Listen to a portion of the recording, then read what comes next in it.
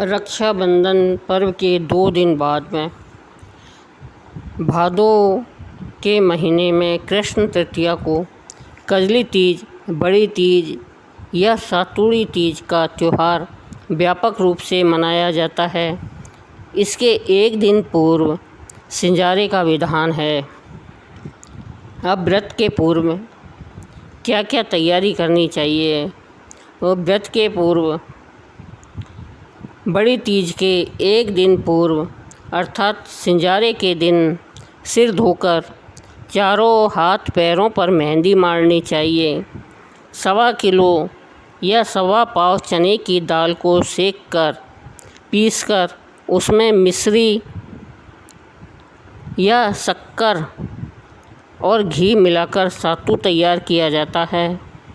अच्छी तिथि बार देखकर सातु को पिंड के रूप में जमा लेते हैं। उस पर सूखे मेवे और इलायची से सजाकर बीच में लच्छा, एक सुपारी आदि लगा देते हैं। पूजा के लिए एक छोटा लड्डू, जिसे नीमड़ी कहते हैं, बनाना चाहिए और कल्पने के लिए 1.25 पाव या मोटा लड्डू, जिसको सग कहते हैं, बनाना चाहिए।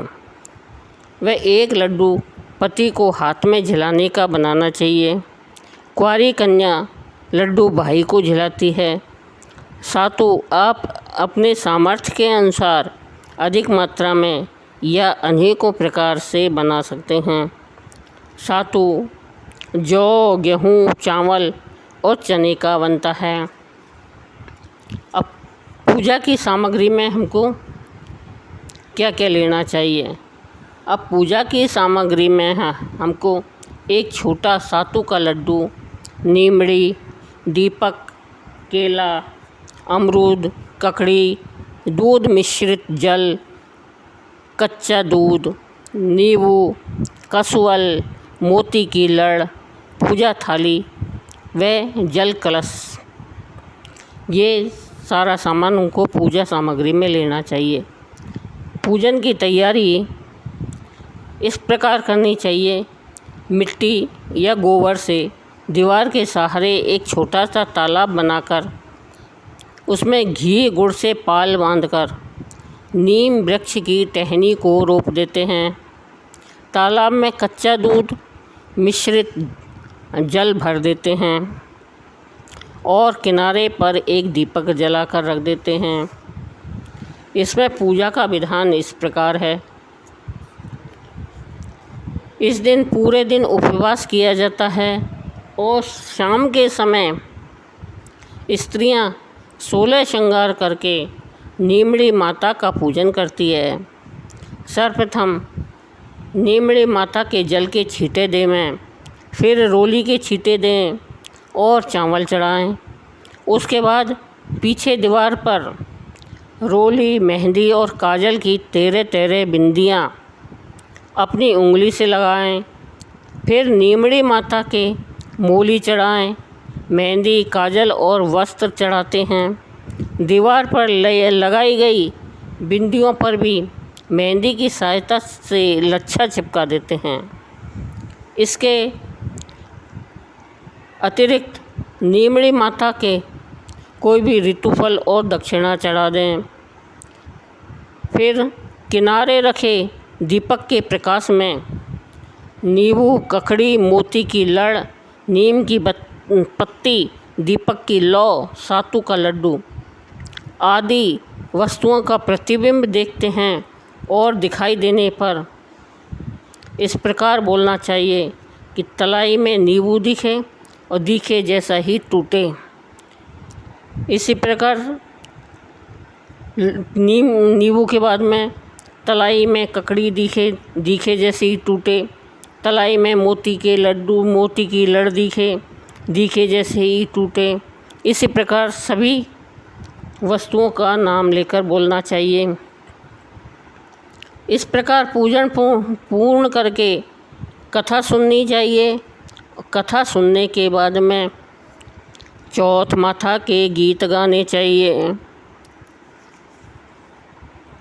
और चौथ माता के गीत गाने के बाद में रात को चंद्रोदय पर जल को चंद्रमा के छींटे देकर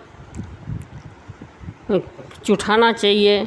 वह चांदी की अंगूठी और गेहूँ हाथ में लेकर थोड़ा थोड़ा जल चांद की ओर मुख करके गिराते जाना चाहिए। इस प्रकार चांद पर अर्घ दिया जाता है। अब चांद पर अर्घ देने के बाद में